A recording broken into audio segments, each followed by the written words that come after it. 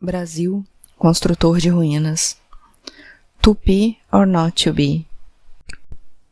O 17 de abril de 2016 tornou explícito que o Brasil não vivia apenas uma crise política e uma crise econômica.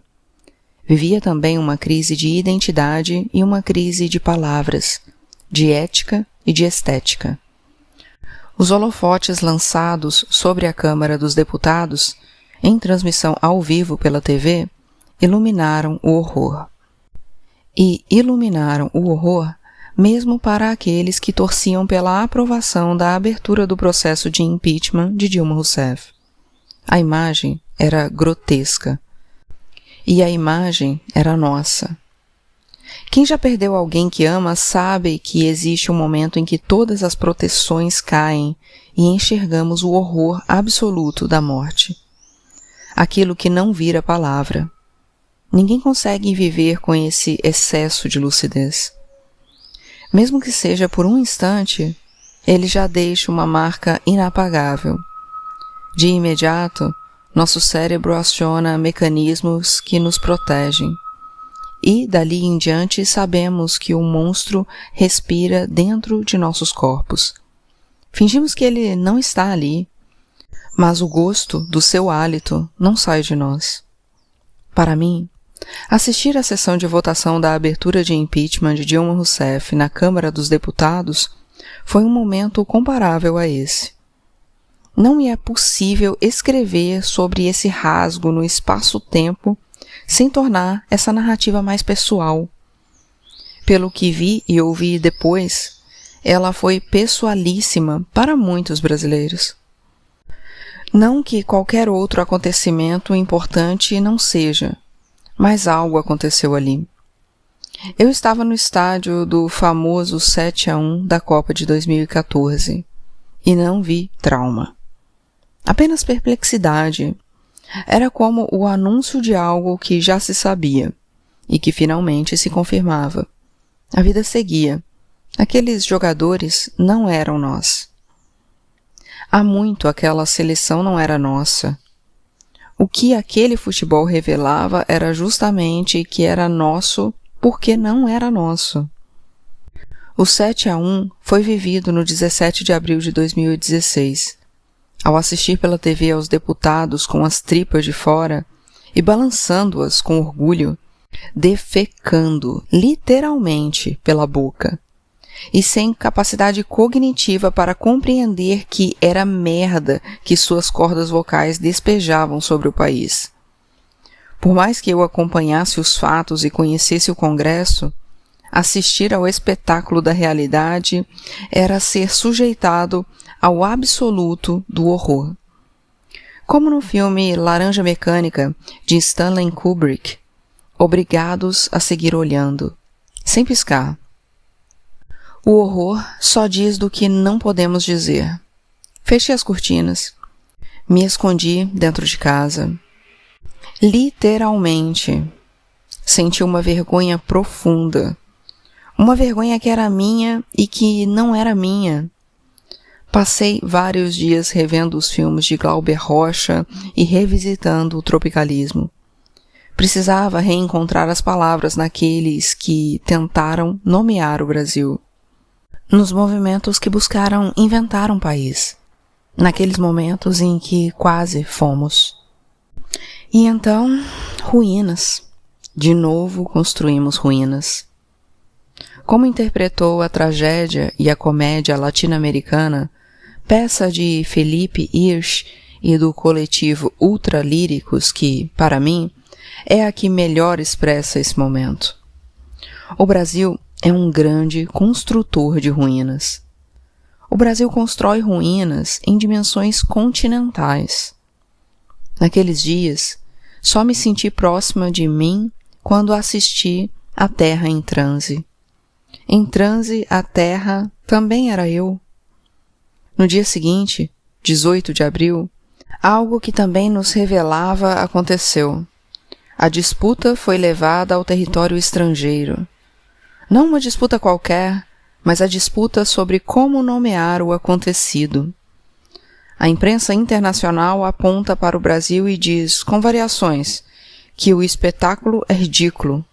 O que aconteceu foi um circo. A presidenta Dilma Rousseff e o PT vão disputar lá fora o nome da coisa. É um golpe ou um coup.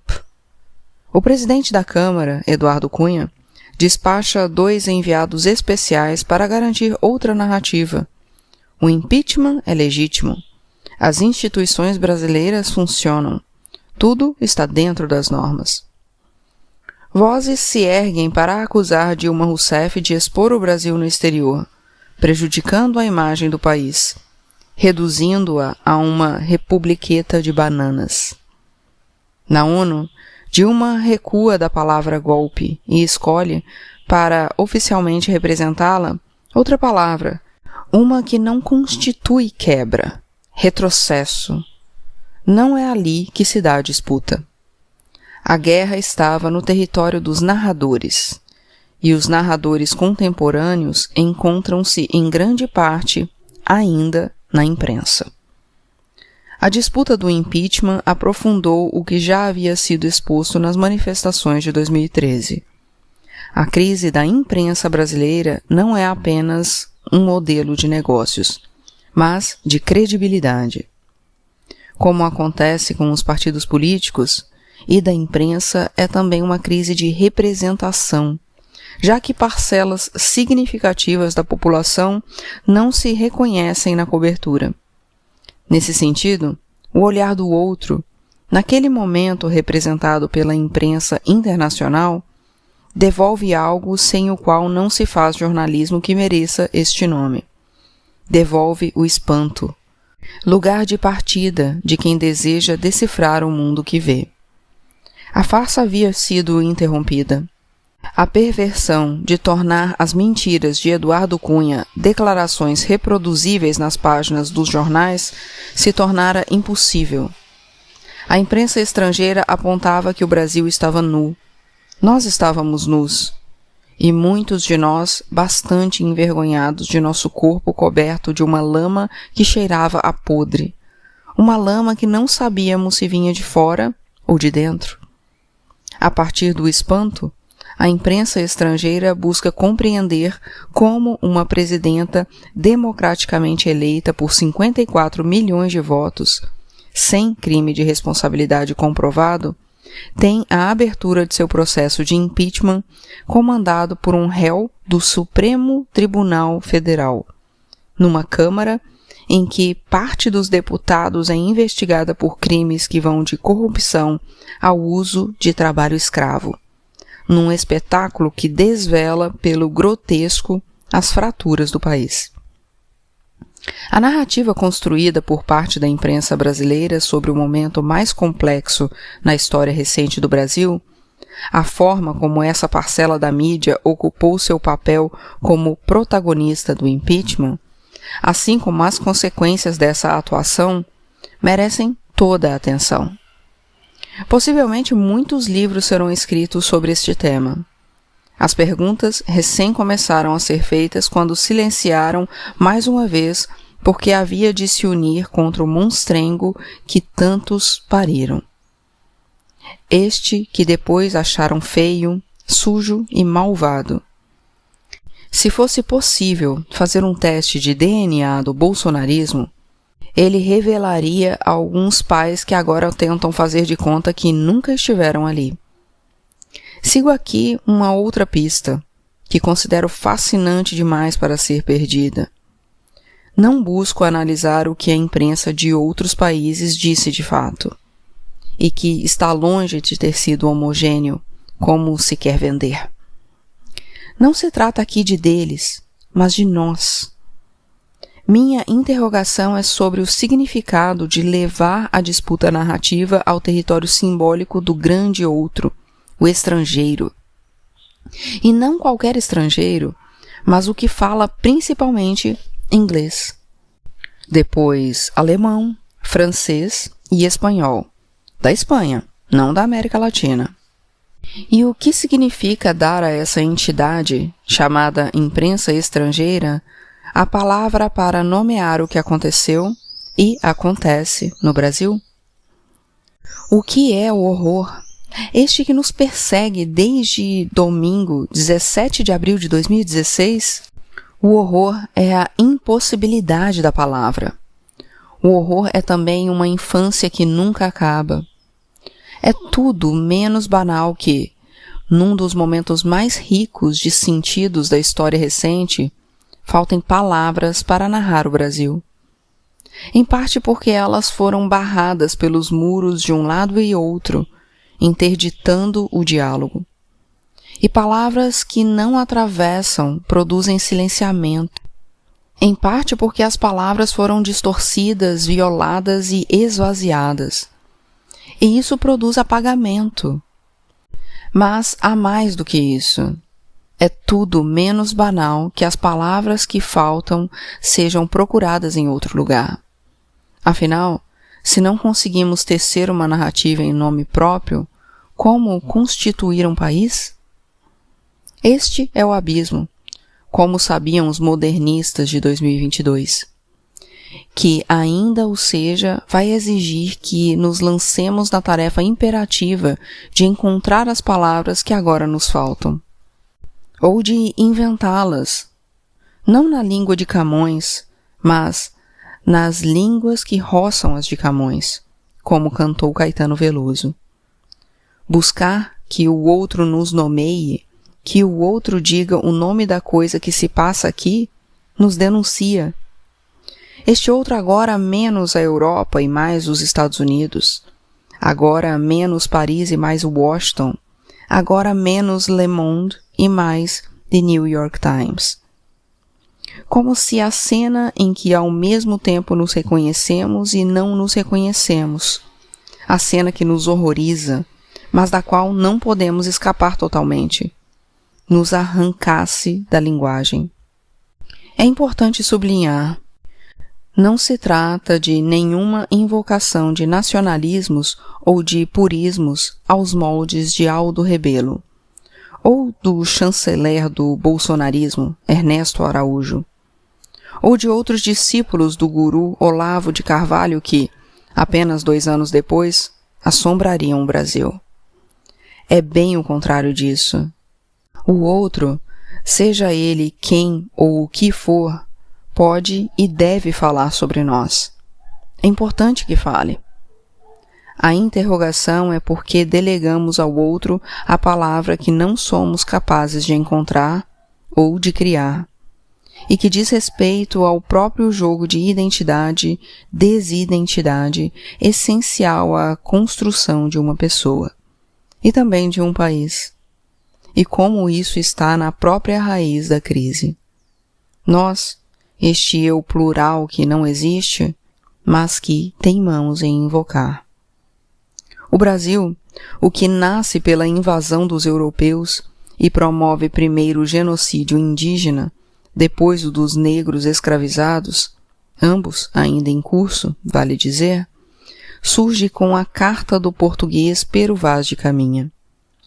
Parte da nossa trajetória é narrada pelo olhar de viajantes notáveis, como o francês Auguste de Saint-Hilaire.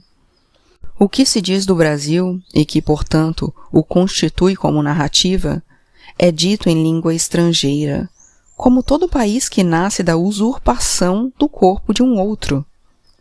O Brasil, estrangeiro a si mesmo, já que o que aqui existia em 1500 não era Brasil, é constituído pelo conflito, pela dominação e pelo extermínio expressado também na construção da língua. A língua portuguesa, ainda que tenha se imposto junto com seus falantes, foi tomada ela mesma pelos invadidos e pelos escravizados, ou pelas línguas indígenas primeiro, pelas africanas depois.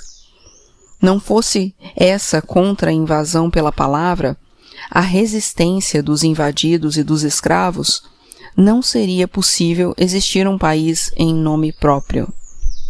Persiste e resiste nas curvas do corpo da língua portuguesa a vida dos mortos. Essa construção é um campo de conflitos permanente.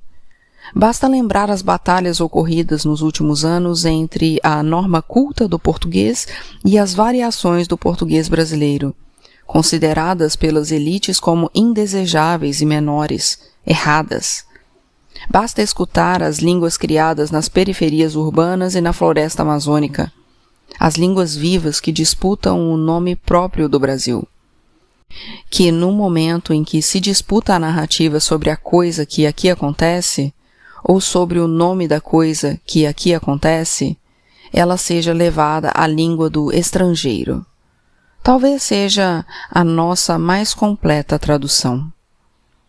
Há muitas razões e significados, mas talvez exista também uma nostalgia do colonizador, uma demanda de paternidade ou de autoridade. Digam vocês, os que sabem o que acontece aqui. Deem-nos um nome. Nossas elites, como se sabe, são jecas. Primeiro cortejavam a França. Agora é tudo em inglês, americano de preferência. Os Estados Unidos, como uma colônia que conseguiu virar metrópole e, por fim, a grande potência mundial, hoje bafejada pela China das quinquilharias do 1,99 que apenas fingia ser a China das quinquilharias do 1,99. Que uma parcela da imprensa e das elites tenha sido achincalhada em inglês no acontecimento do impeachment é uma ironia das mais deliciosas.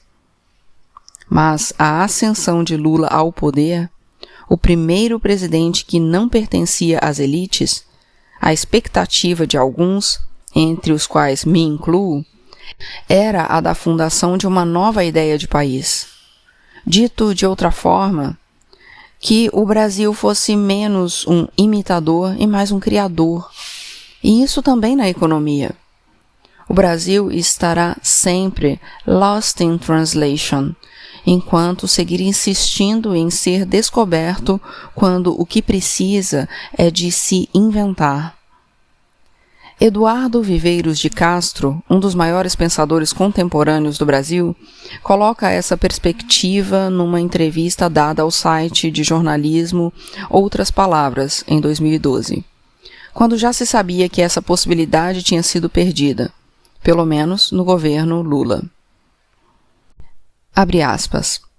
Penso, de qualquer forma, que se deve insistir na ideia de que o Brasil tem, ou, a essa altura teria, as condições ecológicas, geográficas, culturais de desenvolver um novo estilo de civilização. Um que não seja uma cópia empobrecida do modelo americano e norte-europeu. Poderíamos começar a experimentar, timidamente que fosse, algum tipo de alternativa aos paradigmas técnico-econômicos desenvolvidos na Europa moderna. Mas imagino que, se algum país vai acabar fazendo isso no mundo, será a China. Verdade é que os chineses têm 5.000 anos de história cultural praticamente contínua, e o que nós temos a oferecer são apenas 500 anos de dominação europeia e uma triste história de etnocídio deliberado ou não.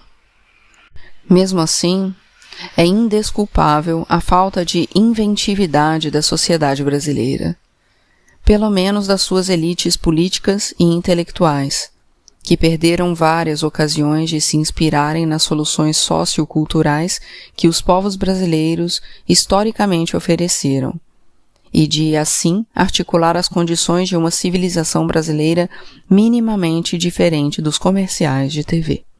Fecha aspas. Criar nome próprio a partir das fraturas e das contradições, incluindo as ruínas e não negando-as, foi o desafio dos principais movimentos culturais do século XX, dos modernistas de 22 ao cinema novo e à Tropicália. Não por coincidência, processos interrompidos por ditaduras. Em 2013, o novo voltou a ocupar as ruas com enorme potência, para ser reprimido pelas bombas de gás da polícia militar e pela violência da palavra vândalos, usada pela imprensa conservadora para silenciar o que não queria escutar ou o que não era capaz de interpretar. É de 2013 que ainda se trata e se tratará por muito tempo, do que já não pode ser contido, do que reivindica novas palavras para poder ser dito. Não mais como discurso, como nos movimentos da modernidade, mas como fragmentos, ou como discurso contra discurso, em nossa principal irrupção estética de pós-modernidade. Para encontrar as palavras é preciso escutar os insurgentes. Para refundar o Brasil é preciso perceber que as periferias são o centro, que o rio não é Ipanema, mas a maré, que nossa capital não é Brasília, mas Altamira, que nosso coração não é São Paulo, mas a Amazônia. Inevitável lembrar de Terra em Transe, o filme de Glauber Rocha. Diz o jornalista depois de descobrir que as palavras são inúteis. Abre aspas. Não é possível esta festa de bandeiras com guerra e Cristo na mesma posição. Não é possível a potência da fé. Não é possível a ingenuidade da fé. Não assumimos a nossa violência. Não assumimos nossas ideias, o ódio dos bárbaros adormecidos que somos. Não assumimos nosso passado. Não é possível acreditar que tudo isso é verdade. Até quando suportaremos? Até quando, além da fé e da esperança, suportaremos? Fecha aspas. Diz o político que se corrompeu. Abre aspas. Aprenderão, aprenderão. Nominarei essa terra. Botarei essas histéricas tradições em ordem. Pela força, pelo amor da força, pela harmonia universal dos infernos, chegaremos a uma civilização. Fecha aspas. O que fazer diante do horror? Retomar a palavra a que atravessa os muros. Enfrentar o desafio de construir uma narrativa necessariamente polifônica sobre o momento, em todos os espaços, não desviando das contradições, para evitar que elas manchem a limpidez do discurso. Ao contrário, abraçando-as, porque elas criam o discurso. O nome da coisa é a palavra que precisamos encontrar para inventar o Brasil.